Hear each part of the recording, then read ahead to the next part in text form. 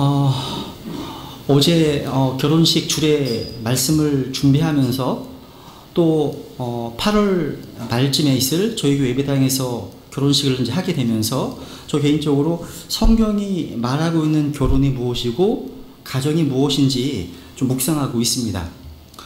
여러분, 오늘날 우리의 가정들은 중병을 앓고 있습니다. 그 이유는 우리 가정들이 하나님을 떠났고 하나님의 말씀을 떠났기 때문입니다. 처음부터 가정은요, 하나님의 아이디어였습니다. 그래서 가정을 가리켜서 하나님께서 세우신 기관이라고 말합니다. 여러분, 하나님께서 직접 세우신 기관은 두 가지밖에 없습니다. 하나는 가정이고 또 하나는 교회입니다. 신약교회입니다. 가정을 설계하신 하나님께서 우리 가정의 주인이 되셔서 우리 가정을 다스리시고 세우신다면 그 가정은 얼마나 복된 가정이 될 수 있을까요? 그죠?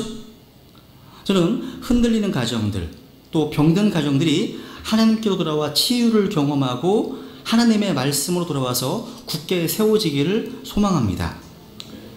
변화의 심리교회에 나오는 모든 지체들의 가정이 이 말씀으로 건강하게 회복되기를 소망합니다. 여러분, 시편 127편 1절에 보면 이런 말씀이 있습니다. 우리 같이 읽어볼까요? 시작. 주께서 집을 세우지 아니하시면 그것을 세우는 자들의 수고가 헛되며 주께서 도시를 지키지 아니하시면 파수꾼의 깨어있음이 헛되기 때문이라. 주님께서 집을 세우지 아니하시면 우리의 수고가 헛되다고 말씀하십니다. 저는 오늘 망하는 가정 그리고 흥하는 가정이라는 제목으로 하나님의 말씀을 증언하겠습니다. 오늘 우리가 이 본문을 통해서 살펴보게 될 가정은요, 사무엘이라고 하는 이스라엘의 위대한 영적 지도자를 배출한 한나의 가정이 나오고, 또 하나는 그 당시에 대제사장이었던 엘리의 가정을 소개하고 있습니다. 하나님께서 세우시는 한나의 가정과 하나님께서 심판하시는 엘리의 가정, 이 두 가정을 비교하면서 우리 구원받은 성경 신자들의 가정은 어떤 모습인지 한번 좀 비춰봤으면 좋겠습니다. 하나님께서 심판하시고 하나님께서 무너뜨리시는 가정은 망하는 가정입니다. 그죠? 근데 하나님께서 세우시는 가정은 흥하는 가정입니다. 근데 이 말씀을 보면요, 본문을 보시면 아주 재미있는 구조를 발견하게 됩니다. 하나님께서 세우시는 사무엘의 가정과 하나님께서 무너뜨리시는 또 심판하시는 엘리의 가정을 아주 선명하게 대조하고 있음을 발견하게 됩니다. 여기 27절, 28절, 30절, 31절에 보시면 내 조상의 집, 내 집이라고 해서 계속해서 집이라는 단어가 반복되어 나옵니다. 또 35절에 보면요, 내가 그를 위하여 든든한 집을 세우겠다, 이런 말씀 보게 됩니다. 근데 성령님께서 이 두 가정을 아주 선명하게 흙과 백처럼 대조적으로 배열하고 계십니다. 사무엘상 1장부터 2장 11절까지는 바로 엘가나와 한나의 가정이 묘사되어 있습니다. 이 사무엘의 가정이죠. 그리고 사무엘상 2장 12절부터 2절부터는 바로 엘리와 그의 가정, 홈리와 비나스라는 아들들이 소개되어 있습니다. 몇 번 읽어보시면 사무엘과 엘리의 두 아들들을 대조하고 있음을 발견하게 됩니다. 한번 사무엘상 2장 11절 11절 다시 한번 읽겠습니다. 시작. 엘가나는 라마에 있는 자기 집으로 돌아가고 그 아이는 제사장 엘리 앞에서 주를 섬기니라. 이제 엘리의 아들들은 벨리알의 아들들이더라. 그들이 주를 알지 못하더라. 보세요. 지금 11절과 11이 바뀌어 있죠. 나오란 말이 뭐가 화제가 바뀌는 겁니다. 지금요. 그죠? 이 사무엘, 그러니까 엘리야 섬기는 사무엘이 있고 엘리 아들들은 벨리알 아들들이다, 이렇게 얘기합니다. 본문에 보시면 엘리 아들들은요, 2장 17절에 보시면 주의 헌물을 멸시했습니다. 근데 사무엘은 주님 앞에서 섬겼습니다. 또 엘리의 아들들은 성막문에 모인 여인들과 동침하는 사악한 짓을 저질렀습니다. 그래서 하나님의 심판을 초래했죠. 근데 사무엘은 성막에서 섬겼고 하나님과 사람들에게 호의를 입었습니다. 그래서 제사장 계보는요, 엘리의 가정으로 끝나고 사무엘이 하나님의 부르심을 받아서 거룩한 제사장직을 수행하게 됩니다. 하나님께서 엘리의 아들들에게 심판을 예비하시는 동안 하나님께서는 자신의 사역을 지속할 자신의 종 사무엘을 준비시키고 계셨습니다. 이렇게 선명하게 뭔가 명함이 엇갈려 나오지 않습니까? 하나님께서 우리에게 주시는 교훈은 분명합니다. 사무엘상 2장 30절 말씀. 그러므로 주 이스라엘 하나님이 말하노라. 참으로 내가 말하기를 내 집과 내 조상의 집이 내 앞에서 영원히 거르리라 하였으나 이제 주가 말하노라. 내가 결단코 그리하지 아니하리라. 같이 읽죠. 시작. 나를 존중히 여기는 자들을 내가 존중히 여기고 나를 멸시하는 자들을 소홀히 여기리라. 이 말씀은요, 나를 존중히 여기는 한나의 가정은 존중히 여기시고 나를 멸시하는 엘리의 가정을 소홀히 여기신다는 말씀입니다. 그래서 먼저 하나님께서 무너뜨리는 가정, 망하는 가정의 모습은 어떤 걸까요? 첫 번째로 많은 가지 특징. 첫 번째, 신앙 교육의 부재와 예배의 경실을 볼 수 있습니다. 아까 엘리의 아들들은 벨리알의 아들들이더라. 그들이 주를 알지 못하였더라. 이상한 일입니다. 여러분, 엘리의 가정은요, 이스라엘 대제사장의 가문이었습니다. 그런데 대제사장으로서 엘리의 모습이 사무엘상이 언급되어 나올 때마다 흥미로운 것은 세 번 모두가 다 영적으로 힘이 없어 보여요. 생명력이 없어 보입니다. 살아있지 않습니다. 그래서 1장 9절에 보시면 엘리가 성전 기둥 옆에 앉아 있습니다. 앉아 있는 모습입니다. 3장에 보면 침대에 누워 있습니다. 그리고 4장에 보면 엘리가 길가의 의자에 앉아 있다가 언약궤를 빼앗겼던 소식을 듣고 의자에 떨어져 목이 부러져 죽게 됩니다. 이런 모습이에요. 뭔가 스피릿, 뭔가 생명력이 없어 보이지 않아요? 그죠? 엘리에게는 어떠한 영적인 생명력이나 어떤 에너지가 찾아볼 수가 없습니다. 그러니까 하나님의 사역에 있어서 너무나 패시브한 상태, 수동적인 상태, 방임 상태라고 할 수 있습니다. 이것이 자녀 교육에서도 드러난 겁니다. 아들들에게 신앙을 가르치고 전수하기보다 그저 되는 대로 그냥 방임한 거예요. 사무엘상 3장 13절에 보시면 엘리의 집의 불법을 말씀하시면서 이렇게 말씀하십니다. 그가 알고 있는 불법으로 인하여 내가 그의 집을 영원토록 심판하리라고 그에게 말하였으니, 그 다음, 이는 그의 아들, 엘리의 아들입니다. 그의 아들들이 스스로를 더럽혔으나 그가 그들을 억제하지 아니하였기 때문이니라. 그래서 하나님의 심판이 엘리의 집안에 임할 것이라고 하나님의 경고를 듣게 된 겁니다. 그러니까 엘리는 적극적으로 자신 자녀들에게 신앙 가르치지 않았습니다. 예배의 소중함을 가르치지 않았습니다. 그냥 아이들을 방치하고 내버려 둔 거예요. 이로 인해서 당대 이스라엘 당대 최고 지도자였던 엘리 자녀들이 벨리알의 아들들이었고 주님을 알지 못했습니다. 여러분, 사도 바울은 고린도 후서 6장 15절에서 이 벨리알이 누구냐면 벨리알을 사탄과 동의어로 사용하고 있습니다. 오늘날로 말하면 엘리의 아들들은 구원받지 못한 마귀의 자녀들이었다는 겁니다. 그럼에도 이들이 이스라엘에서 제사장으로서의 사역을 하고 있었습니다. 이들은 양의 옷을 입은 이리들이었고 거짓 목자들이었습니다. 이들은요, 제사장이기 때문에 하느님에 대한 지식은 있었을 겁니다. 하느님의 율법에 대한 관념적 지식은 있었을 겁니다. 알아야지 하니까 있었을 겁니다. 근데 로마서 2장 20절에서 말씀하신 진리의 틀, 지식의 틀은 가지고 있었을 겁니다. 그러니까 이들은 know about God, 그러니까 하나님에 대한 지식이 있어요. 근데 진정으로 know Jesus Christ, 예수 그리스도를 알지 못했다는 거예요. 무슨 얘기냐면 이들은 인격적으로, 개인적으로 하나님을 알지 못했습니다. 저는 베다니 침례교회의 모든 지체들이 엘리의 아들들처럼 복음에 대해서, 복음에 관해서 지성적으로 뭔가 공식화해서 머릿속에 아는 것으로 그치지 않고 혼을 구원에 이르게 하는 복음의 권능을 진정으로 체험한 하나님의 사람들이 다 되시기를 기도합니다. 여러분도 이 부분에 있어서 특별히 특별히 우리 아이들을 위해서 기도해 주셔야 됩니다. 또 이 엘리 아들들은요, 주님의 헌물을 멸시했습니다. 사무엘상 2장 17절에 보시면, 그러므로 이 청년들의 죄가 주 앞에 심히 컸으니 이는 사람들이 주의 헌물을 멸시하였기 때문이더라.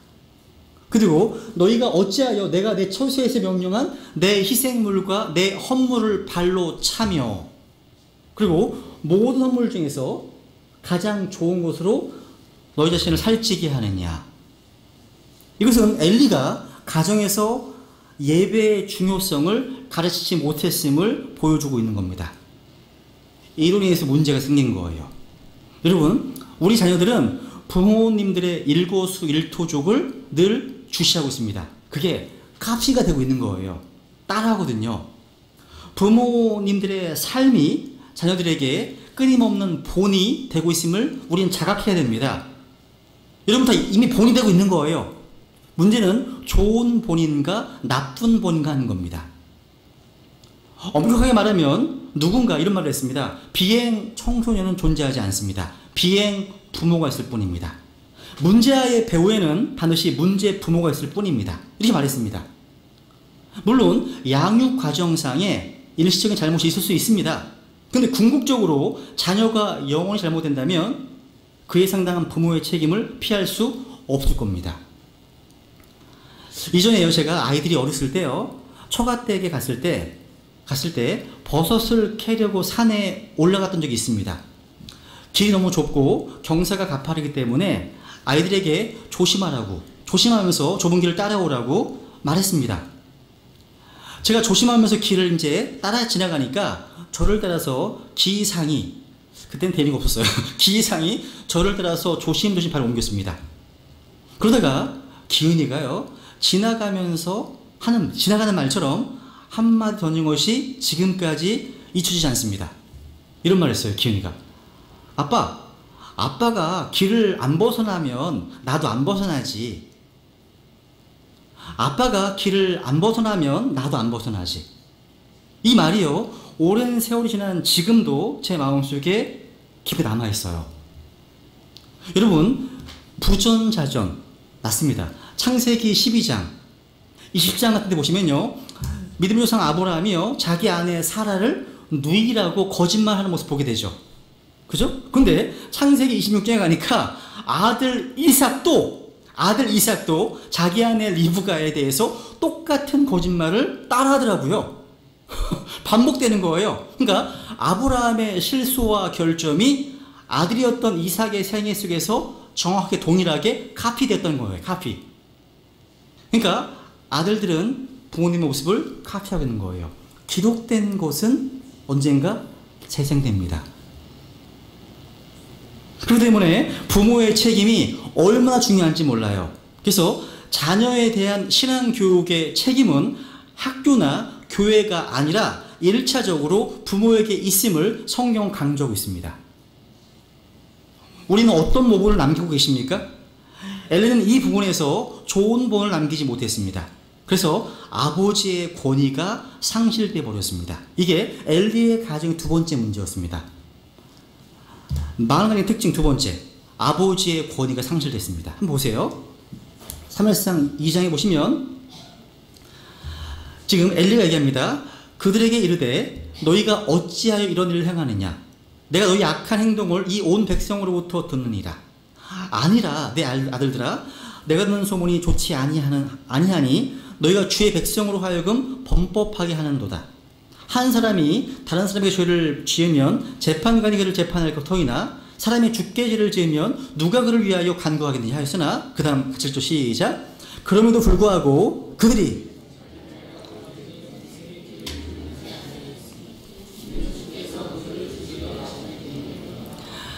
자기들의 아버지의 음성에 귀를 기울이지 아니하였으니. 보세요. 그런 말 요즘 들어요. 제 말이, 그러니까 부모의 말이 아이들에게 먹히지 않는다고. 안 먹힌대요. 그러니까 엘리가 그랬습니다. 엘리가요. 그러니까 엘리의 말이 아들들에게 전혀 먹히지 않는 모습을 한번 보세요. 그러니까 부모님의 영적 권위, 말의 권위가 서 있는 가정은 아이들이 잘못되어도 금방 돌아오게 되어 있습니다. 돌아옵니다. 특별히 가장의 권위가 중요해요. 오늘날 이런 가장의 권위가 상실되고 있습니다. 그 책임은 상당수 주부들에게도 있습니다. 자녀들 앞에서 남편을 무시하고 남편을 비하하는 말들은 자녀들에게 엄청난 영향을 끼치는 사실 아십니까? 이 시간 혹시 남편의 권위를 인정하지 않고 남편에게 순종하지 않는 아내들이 계시다면 회개하시길 바랍니다. 그것은 미운 남편을 위한 것이 아니에요. 그 혜택을 자녀들이 그대로 받게 되기 때문입니다. 여러분, 교사의 권위도 마찬가지예요. 부모님들이 아이들 앞에서 선생님에 대해서 나쁘게 이야기하잖아요. 그것이 아이들에게 무척 해로운 영향을 끼칩니다. 그래서 아이들을 위해서 선생님에 대해서 좋은 이야기를 해주셔야 됩니다. 또 가정에서 자녀들 앞에서 어떤 하나님의 교회나 교회의 사역자들에 대해서 비판적으로 말하는 것을 조심해야 됩니다. 자녀들은 부모님의 언어를 통해서 어떤 가치를 학습받습니다. 입만 열면 교회를 비판하고 설교자를 비난하는 가정에서 자라난 자녀들이 어떻게 잘 성장할 수 있겠습니까? 안 됩니다, 여러분. 어떤 분이요, 자녀들이 신앙을 떠나는 원인을 두 가지로 정리했습니다. 한 가지는 부모님들이 교회 생활은 하지만 심지어 직분도 있지만 가정에서 실질적인 모습, 신앙생활에 모범이 되지 못했기 때문에, 이게 한 가지 원인이고, 또 한 가지 원인은 부모님이 늘 교회나 사역자들에 대한 부정적인 상을 갖고 있는 경우 신앙 전수에 실패한다, 이런 말을 합니다. 여러분, 아이들 앞에서 말 조심해야 됩니다. 여러분, 전화하는 소리, 교제하는 소리 등 아이들이 다 듣고 있어요. 제가 깜짝 놀랍니다. 그러니까 제가 누군가 상담하고 있는 거를 나중에 밥 먹는데 아이들이 얘기해요. 아빠, 누가 힘든가 보지 마, 얘기해요. 다 듣고 있는 거죠. 이제 문을 짠가 되겠어요. 여러분, 아이들을 바르게 세우려면 경건한 말, 세워주는 말, 거룩한 말, 따뜻한 말, 덕이 되는 말, 이런 말을 하시고 그런 말을 들을 수 있게 하시라는 거예요. 그러면 자녀가 바뀔 겁니다. 그런데 여기 엘리의 가정은 아버지의 권위가 상실된 가정이기 때문에 하나님께서 무너뜨리는 망하는 가정이 되었습니다. 세 번째 망하는 특징, 자녀의 우상화입니다. 우상화 한번 보세요. 같이 읽어볼게요. 시작. 너희가 어찌하여 내가 내 처소에서 명령한 내 아들들을 나보다 더 존중히 여겨 내 백성 이스라엘이 드리는 모든 헌물 중에서 가장 좋은 것으로 너희 자신을 살찌게 하느냐. 야, 잘 보세요. 내 아들들을 나보다 더 존중히 여겼다. 동타는 교육도시예요. 그죠? 교육이 뜨겁습니다. 이 말씀에 뜨끔한 분들이 계실지 모르겠습니다. 뜨끔하지 않다면 중병일 수 있습니다. 여러분의 마음에 하나님의 말씀이 불같이 꽂혀지는 경고의 말씀으로 들으시기 바랍니다.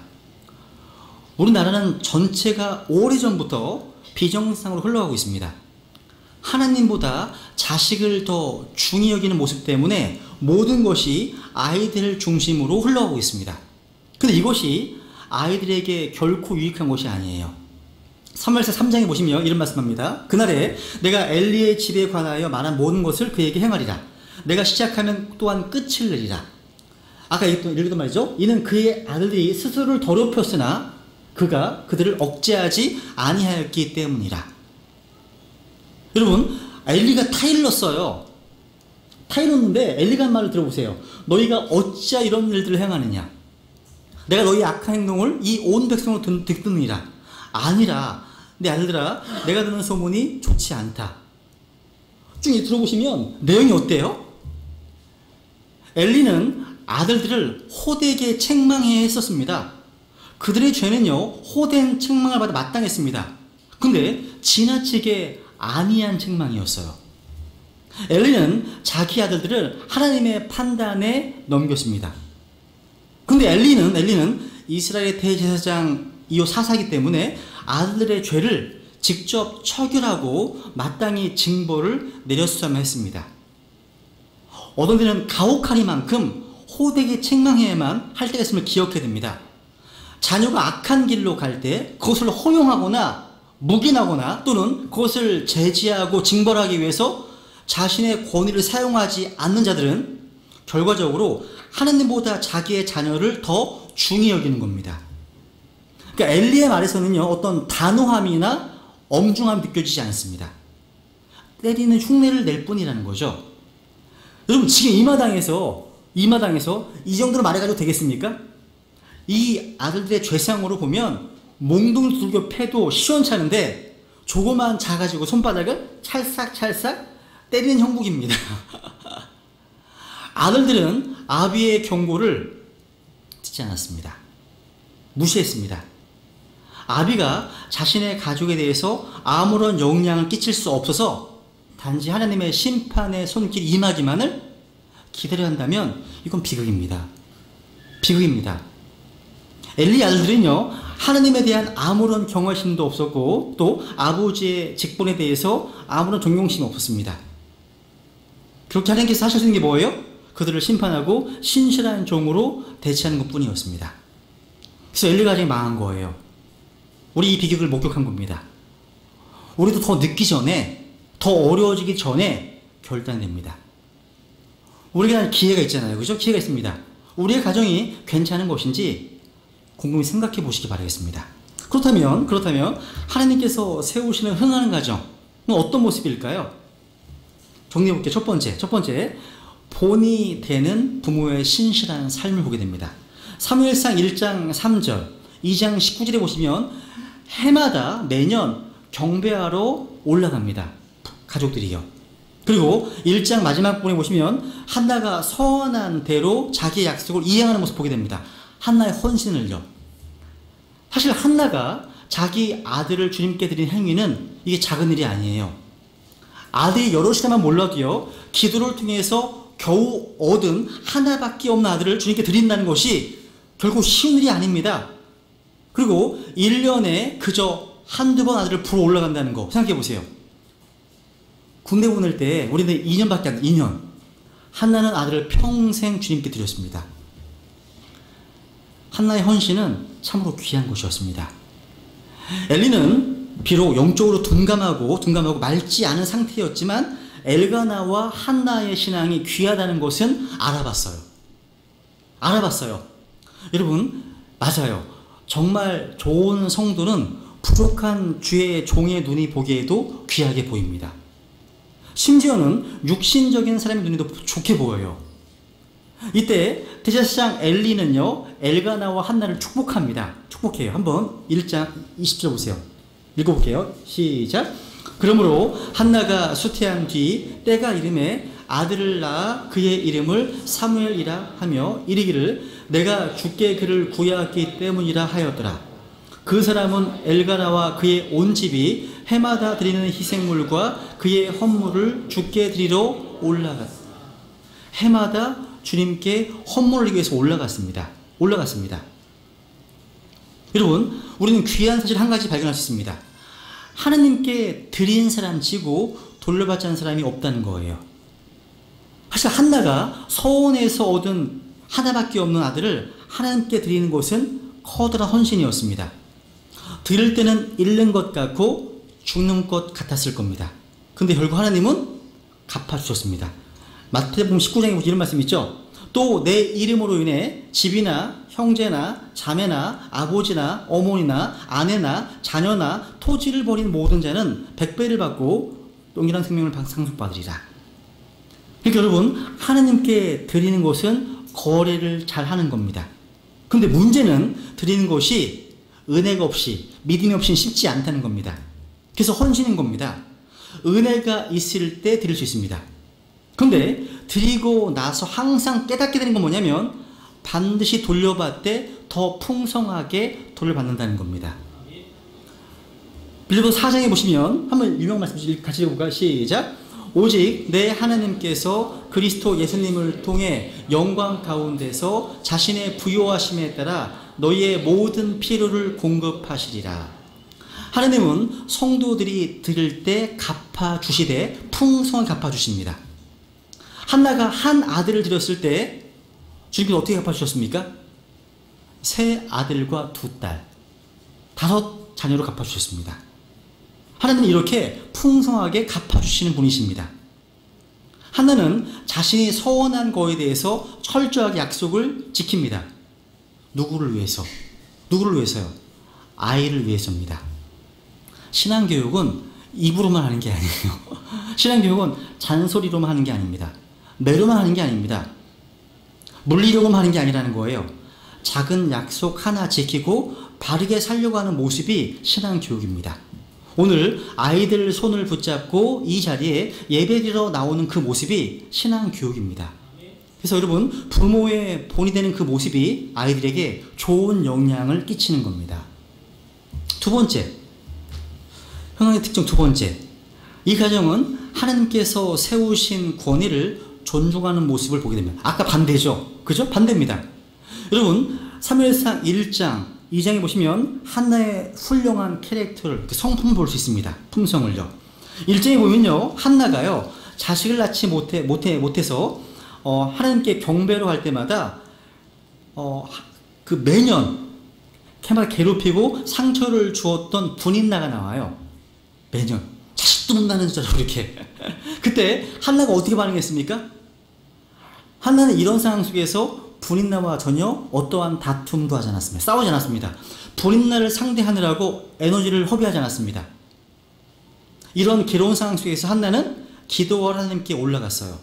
근데 여기서 또 다른 문제가 발생했어요. 그 당시에 영적 지도자였고 40년 이상 사사로 있었던 엘리 대제사장으로부터 또 상처와 오해를 받게 됩니다. 그러니까 한나가요, 하나님 앞에 아주 간절하게 기도하는데 소리는 들리지 않은 채 입술만 움직인 것을 보고서 이 대제사장이 술에 취해서 하나님께 나온 것으로 오해했다는 거예요. 이 당시에 종교 지도자로서 영적으로 얼마나 둔감하고 무디면 하나님 앞에 혼을 쏟고 기도하고 헌신하는 이 여인의 기도를 술 취한 것으로 오해한단 말입니까? 정죄했습니다. 만약 저나 여러분이 이러한 상황에 처하신다면 어떻게 반응하실 것 같으세요? 당신이나 잘하세요. 가정도 제대로 돌보지 못하면서 어떻게 그런 말 할 수 있나요? 이렇게 반응하지 않겠습니까? 근데 한나의 반응을 보세요. 이게 하나님 복을 받게 된 이유가 이게 다른 게 아니에요. 그런 상황 가운데서도요, 하나님께서는 이 대제사장 엘리의 권위를 존중하고 공손하게 그 권위 앞에 자신을 변호하는 모습 한번 눈여겨보세요. 여기 보시면요, 한나가 대답하여 이르되 내 주여 그렇지 아니하니이다. 나는 영이 슬픈 여자이니이다. 내가 포도주나 독주를 마시지 아니하고 다만 주 앞에 내 혼을 쏟아 놓았을 뿐이오니 당신의 요종을 벨리알의 딸로 여기지 마소서. 내가 지금까지 많은 원망과 슬픔 속에서 말하였나이다 하며 또 보세요. 그녀의 오 내 주여 보세요 지금. 그러니까 그리고 내 주여 나는 여기에서 당신 앞에 서서 주께 기도하던 여자이니이다. 이렇게 소개하고 있습니다. 지금 나중에 하는 말이고 이 말은요, 뒤에 나오는 26절 말씀은, 그러니까 보세요. 오 내 주여 나는 여기에서 당신으로부터 오해를 받고 큰 상처를 받은 여자니이다. 이렇게 얘기하지 않습니다. 그게 없어요. 그러니까 과거에 받은 상처를 마음에 품고 있지 않았습니다. 여기 계신 분들 중에 이 교회에 오시기 전에 다른 교회에서 받았던 상처들이 많이 계신 것 같아요. 교제하다 보면 마음속에 응어리는 것들이 느껴집니다. 그것이 이전에 함께했던 목회자들로부터 받은 것도 있고 다른 믿었던 지체들로부터 받은 것도 있을 겁니다. 그 상처가 치유되지 않은 채 지금까지도 계속 나쁜 감정과 생각을 가진 채 지금 이 시간 주님께 나오셨다면 그 아픔과 상처를 오히려 주님 앞으로 나아가게 만드는 자극제로 삼으십시오. 한나가 그렇게 해서 한나가요. 여기서 우리는 한나의 성품을 엿볼 수 있습니다. 한나는 엘리의 가정과는 다르게 하나님께서 세우신 권위를 존중하는 모습을 보게 됩니다. 그리고 사무엘상 1장 뒤에 보시면 지금 남편과 아내의 모습을 보게 되면 남편과 아내가 서로를 존중하고 배려하는 사랑의 모습을 보게 됩니다. 여기 보면요, 이 한나가요, 아이가 너무 어리기 때문에 경배드리러 못 가는 모습이 나와요. 여러분, 젖먹이 아이들 때문에 예배에 참석하지 못하는 어머니들의 모습, 여기 나오는 겁니다. 나오는 거예요. 근데 사무엘의 어머니 한나는요, 그러한 상황 가운데서도 사무엘에게 예배를 가르쳤고 신앙을 가르쳤습니다. 이렇게 가정에서요, 부모님들의 본인의 삶이 아이에게 그대로 전달되었다는 겁니다. 그래서 부부관계, 부모의 신앙과 성품이 그대로 아이들에게 복사된다는 겁니다. 세 번째 이제 하나의 특징. 뭐예요? 세 번째, 예배를 소중히 여겼습니다. 1장 3절 읽겠습니다. 같이 시작. 이 사람이 해마다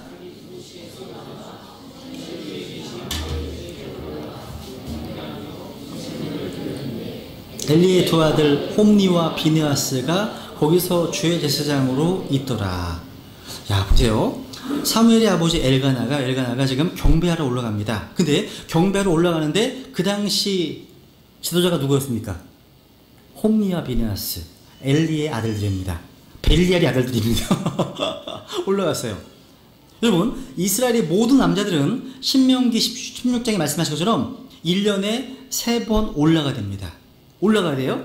그러니까 주님의 제사장이 누구든지 간에 어떻든지 간에 하나님의 말씀이라고 하는 기준이 있었기 때문에 만군의 주께 경배하러 올라갔습니다.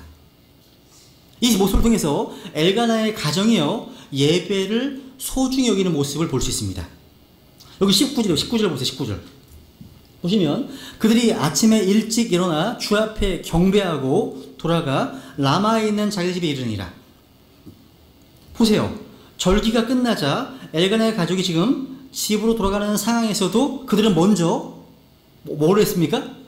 하나님 앞에 경배했습니다. 그렇게 하기 위해서 아침 일찍 일어났습니다.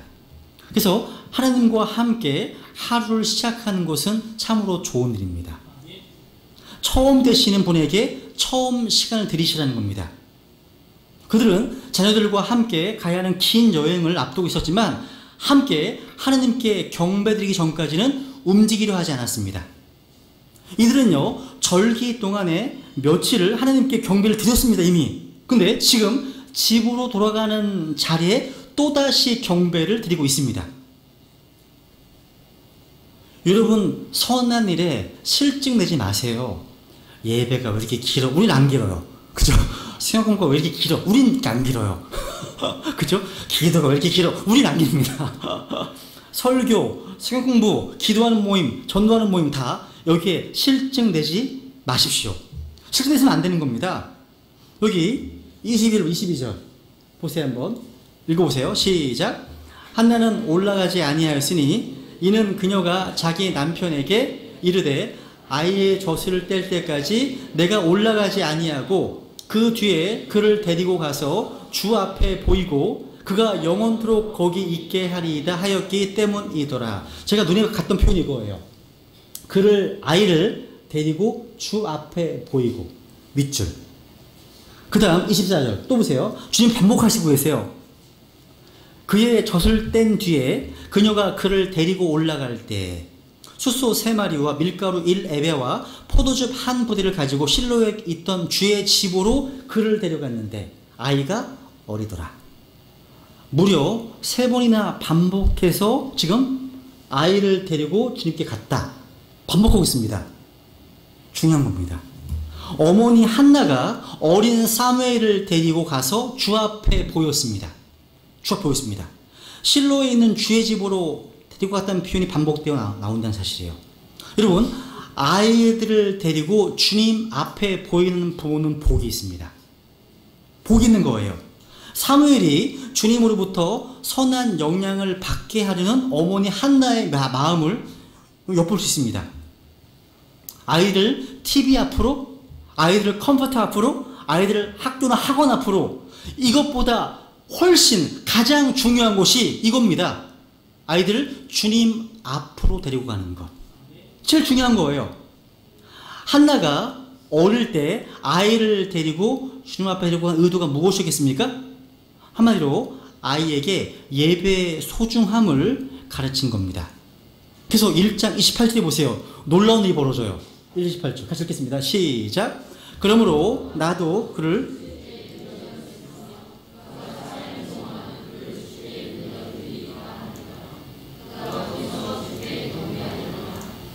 보세요. 지금 여기 보면 그가 누군지 아세요? 그가 어린 아이 사무엘입니다.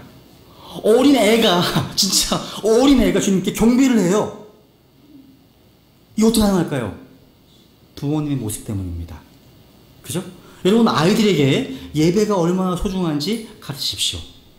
어릴 때 신앙 교육이 얼마나 중요한지 여기서 알 수 있습니다. 여러분, 쉐마라고 들어보셨죠? 쉐마. 그죠? 만약에 우리 개신교 교인들을 만나서 당신은 성경에서 가장 중요한 구절이 무엇인지, 무엇으로 생각하십니까?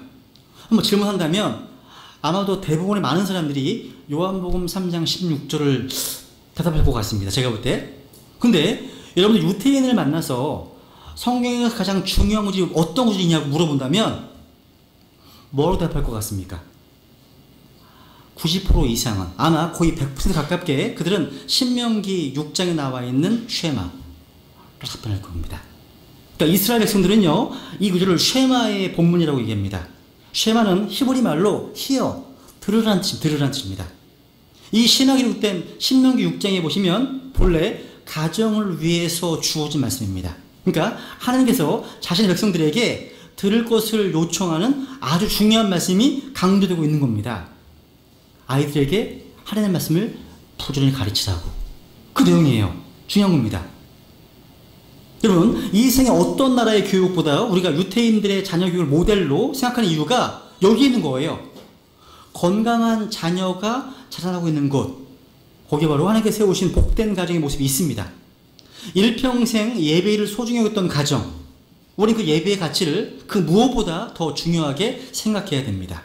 그래서 자녀에게 예배를 가르친 부모는, 자녀에게 예배의 소중함, 예배의 우선순위를 가르친 부모는 이미 자녀 교육의 절반을 성공한 것입니다. 제가 예전에 한번 그런 말씀 드린 것 같은데, 요한계시록을 보시면요, 계시록의 구주를 아시죠? 그죠? 계시록 1장부터 3장까지는 뭐가 나오죠? 그죠? 교회 시대, 그죠? 교회 시대가 나옵니다. 그리고 4장과 5장에 보시면 천상의 예배의 모습이 나와요. 그리고 6장부터 19장까지는 대환란 때의 모습이 나옵니다. 그리고 20장, 20장 이제 영으로 나가는 거죠. 천황국이 나서. 보세요. 여기 보시면 왜 계시록 1장과 3장에서 교회가 나오고 6장과 19장은 환란이 나오는데 그 사이에 뭐가 나와 있어요? 천상의 예배의 모습을 보여주고 있습니다. 무슨 얘기냐면 하나님께서 4장과 5장을 통해서 하늘의 영광스러운 예배의 장면을 보여주신 다음에 6장부터 어둡고 처절한 지상의 대환란이 로스되고 있다는 겁니다. 즉 먼저 하늘의 영광을 보게 하심으로써 하나님의 눈을 통해서 세상을 바라볼 수 있게 하신 거예요. 이걸 영적으로 적용하면 이런 거예요. 우리가 왕자에 앉으신 영광스러운 하나님을 예배할 때 이 세상의 어떠한 좌절도 절망도 부딪혀 이겨낼 수 있습니다. 예배를 통해서 아직도 역사의 주인은 하나님이시구나, 결국에는 그분의 공의가 이 땅에 이루어지고 말 것이라는 사실을 알기 때문입니다. 이것이 예배가 주는 놀라운 축복입니다. 우리는 예배를 통해서 만난 하나님의 영광을 가지고 이 더럽고 어두운 세상 속에 나아가서 새로운 삶을 살기 시작하는 겁니다. 나의 가정, 나의 직장, 내 주변의 삶, 복잡한 인간관계, 이 모든 상황 속에서 하나님의 뜻을 이루고 하나님을 증거하고 승리할 수 있다는 것을 보여주는 겁니다. 그러니까 예배에서 승리하지 못하면 세상에서 승리할 수 없습니다. 예배를 통해서 힘을 얻으셔야 된다는 거예요. 예배를 통해서 내가 본 하나님의 영광을 가지고 이 세상과 싸워서 승리하라는 겁니다. 그래서 우리 그리스도인들이, 우리 자녀들이 이 세상에서 승리하기 위해서는 참된 예배를 배워야 됩니다. 이 제일 중요한 거예요. 저는 이 자리에 계신 모든 성도님들이 다른 어떤 일에서보다 예배에 집중하는, 예배에 성공하는 자들이 되기를 기도합니다. 모든 성도님들이 우리 자녀들에게 다른 그 어떤 유산보다 예배의 영광을, 예배의 소중함을 물려주시길 기도합니다. 우리 가정이요, 하나님을 영과 진리로 예배하기 시작할 때 많은 가정들이 변화되기 시작할 겁니다. 예배를 우선순위로 아는 가정들이 우리 시대의 어둠을 밝히는 등대가 될 것입니다. 기도하겠습니다.